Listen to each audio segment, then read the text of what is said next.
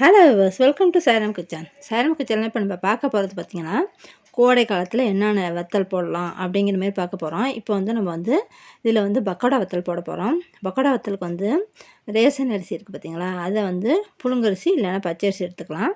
இப்போ நான் இதில் புழுங்கரிசியும் பச்சரிசியும் எடுத்துக்கிட்டேன்.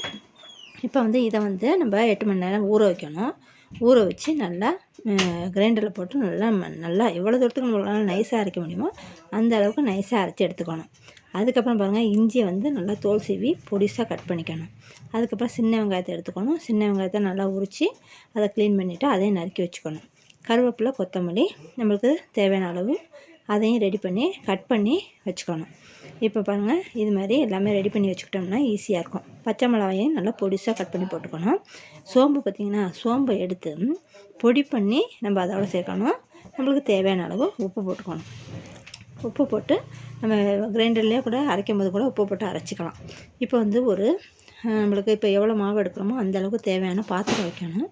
பாத்திரத்தை வச்சு அதில் தண்ணி வச்சு தண்ணி நல்லா கொதி வந்ததுக்கப்புறம் நம்ம அரைச்சி வச்ச மாவை அதில் சேர்க்கணும். பாருங்கள், இது மாதிரி ஒரு ஆள் கிண்டுறதுக்கும் ஒரு ஆள் அந்த மாவை ஊற்றுறதுமா இருந்தால் ஈஸியாக இருக்கும். அப்படி கிண்டும்போது நல்லா நம்ம அடியில் இப்போ பிடிச்சிடாமல் நல்லா ஒரு துடுப்பை போட்டு நல்லா நம்ம கிண்டிக்கிட்டே இருக்கணும். இது மாதிரி மாவு நல்லா ஒரு முக்கால்வாசி நல்லா வெந்துடணும். வெந்ததுக்கப்புறம் சோம்பு பார்த்திங்களா, அதை நல்லா பொடி பண்ணி போட்டுக்கணும். சோம்பு கொஞ்சம் கூடவே போட்டுக்கலாம், ஏன்னா அது அப்போ தான் பக்கோடா வடை நல்லா வாசமாக இருக்கும். சரிண்ணா, சோம்பையும் பொடி பண்ணி அதோட சேர்த்தாச்சு. சேர்த்ததுக்கப்புறம் பாருங்கள், நம்ம வெங்காயம், பச்சை மிளகாய், கருவேப்பிலை, கொத்தமல்லி, இஞ்சி இதை பொடிசாக நறுக்கி வச்சுருக்கோம். அதை நல்லா நம்ம கையால் நல்லா இது மாதிரி பிசைஞ்சு விடணும். அப்போ தான் அது முட்டு முட்டாக இல்லாமல் இந்த மாவோடு சேர்ந்து நல்லா நம்மளுக்கு சூப்பராக நம்ம இந்த வடகத்தை கிள்ளி வைக்கும்போது நம்மளுக்கு ஈஸியாகவும் இருக்கும். அதேமாரி நம்ம வறுக்கும் போதும் இந்த வெங்காயம்லாம் தீயாமையும் இருக்கும். அதனால் நல்லா இது மாதிரி நல்லா பிசைஞ்சிக்கங்க கையால். பிசைஞ்சு இப்போ நம்ம இந்த கிண்டிகிட்ருக்கோம் பார்த்திங்களா மாவு, அதோடையே சேர்த்துடணும். இது மாதிரி நல்லா சேர்த்து நல்லா அதையும் நல்லா கிண்டிடணும். கிண்டி ஒத்தாப்பில் வந்ததுக்கப்புறம் பாருங்கள், இது மாதிரி எல்லாத்தையுமே சேர்த்துருங்க. நம்மளுக்கு தேவையான அளவு சேர்க்கணும். பக்கோடா வடகத்துக்கு வெங்காயம், பச்சை மிளகாய் நிறையா தேவைப்படும். அது மாதிரி தேவையான அளவுக்கு போட்டுக்கோங்க. போட்டுட்டு மாவை பாருங்கள், இப்போ வெந்துருச்சானு எப்படி பார்க்குறதுனா, இப்போ ஒரு தண்ணியை தொட்டுக்கிட்டு இப்படி தொட்டு பார்த்தோன்னு வச்சுக்கோங்களேன், நம்ம கையில் ஒட்டக்கூடாது. ஒட்டாமல் இருந்துச்சுனாக்கா நல்லா மாவு வெந்துருச்சு அப்படின்னு அர்த்தம். இப்போ சூப்பராக ரெடி ஆயிடுச்சு. இப்போ வாங்க எப்படி கிள்ளி வைக்கலாம் அப்படிங்கிறத பார்க்கலாம்.